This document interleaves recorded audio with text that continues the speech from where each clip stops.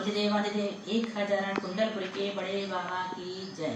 संत श्रोमणी आचार्य गुरुवर श्री विद्यासागर जी महाराज की जय। परम पूज्य 108 गुरुवर श्री प्रज्ञासागर जी महाराज की जय। द्वादशांगिनी वाणी माता की जय। अहिंसामय विश्व धर्म की जय। छेड़ा का मंगलाचरण करेंगे। तीन भुवन में सार बीते राग विज्ञान था, शिव स्वरूप शिव का नमः त्रिलोके समारिके। चले हम छठी डाल का 10वां छंद है। परमाण नए निक्षेप को नव द्योते अनुभव में दिखे, दृग ज्ञान सुख बल मैं सदा नहीं आन भावुज मोह बिखे। मैं साध साधक में अबाधक कर में रुत सुफल नीते, चित पिंड चंड अखंड सुगुण करंड चुत पुनि कल नीते। ज्ञात रहे परमाण नए निक्षेप को नव द्योते अनुभव में दिखे। उस स्वरूपाचरण चारित्र के समय मुनियों के अनुभव में, आत्मानुभव में प्रमाण का, नय का और निक्षेप का प्रकाश नहीं दिखता है। इसका किस समय? स्वरूपाचरण चारित्र के समय इसको मुनियों को क्या नहीं दिखता? प्रमाण का, नय का और निक्षेप का प्रकाश न दिखे, नहीं दिखता है। किंतु ऐसा विचार में हमेशा विज्ञान मैं हमेशा सदा हमेशा द्रव्य ज्ञान सुख बलमय अनंत दर्शन अनंत ज्ञान अनंत सुख अनंत वीर सहित हूँ। कैसा होता है कि मैं हमेशा अनंत दर्शन अनंत ज्ञान अनंत सुख और अनंत वीर सहित हूँ। मोह बिखे मुझ में आन दूसरा राग द्वेषादिक भाव नहीं है। मुझ में राग द्वेषादिक भाव नहीं है। मैं साध्य आत्मशुद्धि रूप साधक, आत्मशुद्धि करने वाला तथा कर्म अरूप और उसके फल निते फलों से अबाधक बाधा रहित चिद पिंड ज्ञान दर्शन चेतना का समूह चंड निर्मल एवं ऐश्वर्यशाली अखंड द्वितीय भेद रहित सुगुण का करंड अच्छे अच्छे गुणों का भंडार पुनि और कल निते पापों या कर्मों से च्युत रहित हूँ। अच्छी बात कह रहे हैं। जब स्वरूपाचरण चारित्र के समय मुनियों की क्या अनुभव होता है वो बता रहे हैं कि आत्म ध्यान की इस अवस्था में प्रमाण, नय और निक्षेप का प्रकाश अनुभव में नहीं आता। उस समय आत्मा में यही विचार आता है कि मैं कैसा हूँ? ज्ञान दर्शन सुख और वीर रूप हूँ। इसके सिवा मुझ में कोई दूसरा भाव नहीं है। मैं ही साध हूँ, मैं ही साधक हूँ। कोई कर्म या उसका फल मेरे कार्य में किसी उत्तम गुणों का पिटारा हूँ तथा सब पापों से पृथक हूँ।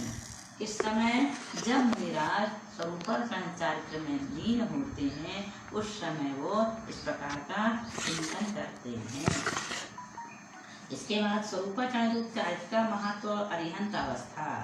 यूं चिंत निज में स्थिर भय तिन अकत जो आनंद लहो, सो इंद्र नागे नरेंद्र व अहिमिंद्र के नाही कहो। कवि भी सुकुल ध्यान अग्नि कर चौघाती विधि कानन दयो, सब लक्ष्यो केवल ज्ञानी कर हविलोके को शिव मगे कहो। यूं चिंतन जिनमें स्थिर भय स्वरूपाचरण चारित्र में इस प्रकार यूं मीन्स इस प्रकार चिंत मीन्स विचार कर, चिंत मीन्स चिंतन कर या विचार कर निज में आत्म स्वरूप में स्थिर भय लीन होने पर तीन उन मुनिराजों के जो अकथनीय आनंद लहो प्राप्त होता है, सो वह आनंद इंद्र के, नाग नरेंद्र या धर्मेंद्र के, राजा के और अहिमेंद्र के नाही कहो नहीं बतलाया गया है। तभी उस स्वरूपाचरण चारित्र के प्रकट होने पर शुक्ल ध्यान अग्नि करी, शुक्ल ध्यान रूपी अग्नि के द्वारा चौघाती विधि का आनंद हो, 4 घात या कर्म रूपी जंगल दहो में जलाया जाता है।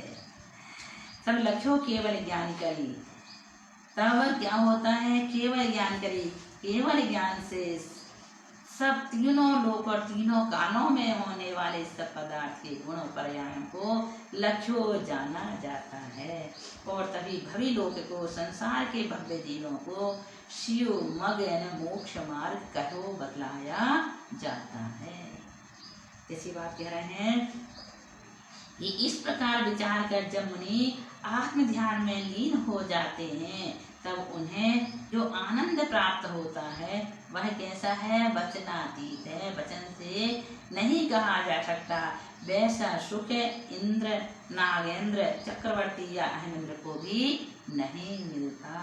उस समय मुनिराज ध्यान रूपी अग्नि के द्वारा 4 घातिया कर्म रूपी पन को जला देते हैं। किसके द्वारा? शुक्ल ध्यान रूपी अग्नि के द्वारा शुक्ल ध्यान की प्राप्ति हो जाती है उनको। और उस समय जब वो शुक्ल ध्यान में लीन होते हैं तब 4 घातिया कर्म रूपी वन जल जाता है, उसे वो जला देते हैं। क्योंकि 4 घातिया कर्मों का नाश हो जाता है किनका? अरिहंत परमेष्टि का, और उन्हें केवल ज्ञान प्राप्त होता है। जैसे ही 4 कर्म का क्षय होता है, 4 घातिया कर्मों का क्षय होता है, वैसे ही केवल ज्ञान की प्राप्ति हो जाती है। इस ज्ञान के द्वारा वे तीनों कालों की सब बातों को स्पष्ट रूप से जानते हैं। केवल ज्ञान प्राप्त होते हुए वो 3 काल की सभी बातों को एक युगपत एक साथ जान जाते हैं और भव्य जीवों को मोक्ष मार्ग का उपदेश देते हैं। उस समय उनकी फिर दिव्य ध्वनि खिलती है, यह उनकी अरिहंत अवस्था कहलाती है। इतना अच्छा प्रकरण है ये। इस प्रकार की जब हम 6 ढाला, द्रव्य संग्रह, रत्नकण, श्रावकाचार आदि का स्वाध्याय करते हैं उस समय शुभ उपयोग रहता है, और जब शुभ उपयोग रहता है तो शुभ प्रकृतियों का बंध होता है। इसलिए हमेशा स्वाध्याय करते रहना चाहिए। स्वाध्याय करते समय सबसे अच्छा चिंतन आता है, बाहर की दुनिया से बिल्कुल बेखबर हो जाते हैं और हमें अपने कर्मों का क्षय करने की ललक लगी रहती कि हम अनादिकाल से कैसे कैसे कर्म बांध रखे हैं, हम उनको कैसे अपनी आत्मा से पृथक करें। ऐसी भावना हमारे अंदर जागृत हो जाती है कब? जब हम स्वाध्याय करते हैं तब।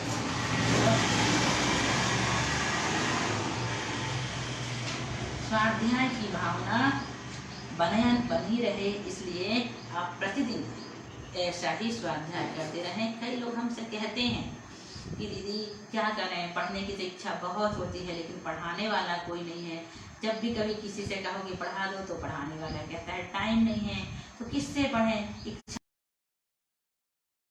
खुद अकेले अपने आप से पढ़ाई करें तो समझ में आता नहीं है, तो कैसे पढ़ें? यही सोच करके हमारे मन में विचार आया कि क्यों ना YouTube के माध्यम से लोगों तक हम ये विद्या बांट सकें ताकि लोग घर बैठे इसका अध्ययन कर लें। और हमने तो ये भी विचार कर लिया है कि मान लो आप सुने या ना सुने, लेकिन जब हमारी वृद्धावस्था आ जाएगी हमें ऐसा लगेगा कि हम स्वयं नहीं पढ़ पा रहे हैं ग्रंथों को उठा करके, तो कम से कम सुन तो सकते हैं खोल करके। तो यही सोच करके हमने YouTube में सारे विषयों को डालने का विचार बना लिए हैं। और किस्मत से हमारे साथ जो ईशान बैठा हुआ है, जिसको प्यार से मोहित बोलते हैं, वो हमारा पूरा साथ दे रहा है इस समय। वो ही हमारी वीडियो बनाता है। इस वजह से हमने आप तक ये जो कुछ भी दे रहे हैं इसमें पूरा श्रेय ईशान को जाता है। इस बच्चा छोटा जरूर है लेकिन बहुत होनहार है। इसने ये बड़े बड़े काम बड़ी आसानी से कर दिया है, जिसके लिए हम वर्षों से लोगों को ढूंढ रहे थे कोई आकर हमारी वीडियो बना दे और हम आप तक हमारे पास जो छोटा मोटा ज्ञान है थोड़ा बहुत वो आप तक पहुंचा दें। में सबसे बड़ा कारण और माध्यम बना है। तो ईशान ये जबलपुर का रहने वाला है, सिर्फ 9th क्लास में है, लेकिन इसे बहुत अच्छा ज्ञान है इस संबंधी। YouTube, Facebook और भी सारी मोबाइल से संबंधित सारी जानकारियाँ अच्छी तरह से रखता है। इसकी वजह से आज छुट्टियों में हमारे पास आया है और इसकी वजह से ये काम बड़े आसानी से और अच्छी तरह से हो रहा है। आप सब लोग इसे खूब खूब धन्यवाद दें, क्योंकि इसके माध्यम से हमारी वाणी आप तक पहुंच पा रही है।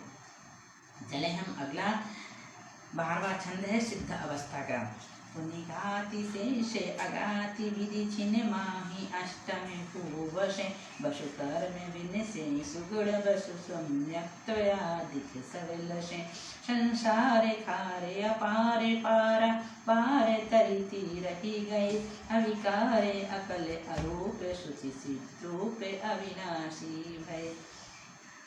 पुनि अरिहंत अवस्था या केवल ज्ञान होने के बाद शेष बाकी बचे हुए चार अघाती विधि अघातिया कर्मों को घाती नाश करके छिन माही थोड़े समय में अष्टम भू आठवीं पृथ्वी ईसत प्रागार में बसे निवास करने लगते हैं। कौन?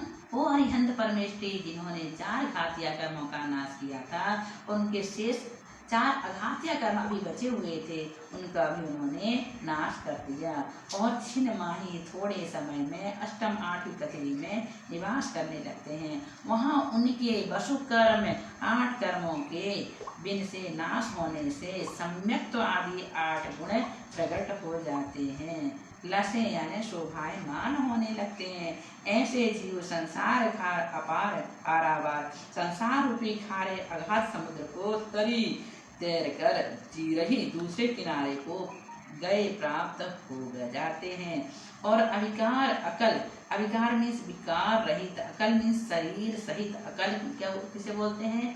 शरीर सहित, अरूप रूप रहित, शुचि शुद्ध निर्दोष, चिद्रूप दर्शन ज्ञान चेतना रूप, अविनाशी नित्य भय हो जाते हैं। सुनो ध्यान से, वे शेष 4 अघातिया कर्मों को भी क्षण भर में नष्ट करके मोक्ष चले जाते हैं। 8 कर्मों के नष्ट होने से उनमें सम्यक्त्व आदि 8 गुण प्रकट हो जाते हैं। वे संसार रूपी खारे अपार समुद्र को पार करके किनारे पर पहुंच जाते हैं, तरिती रह गए और निर्विकार शरीर रहित शुद्ध चैतन्यमय अविनाशी सिद्ध अवस्था को प्राप्त हो जाते हैं। इस प्रकार से ये क्लास यहीं पर आज पूर्ण हुई। इसके बाद हम आपको फिर अगला छंद पढ़ाएंगे सिद्ध अवस्था वाला, है ना। बोलिए महावीर भगवान की जय।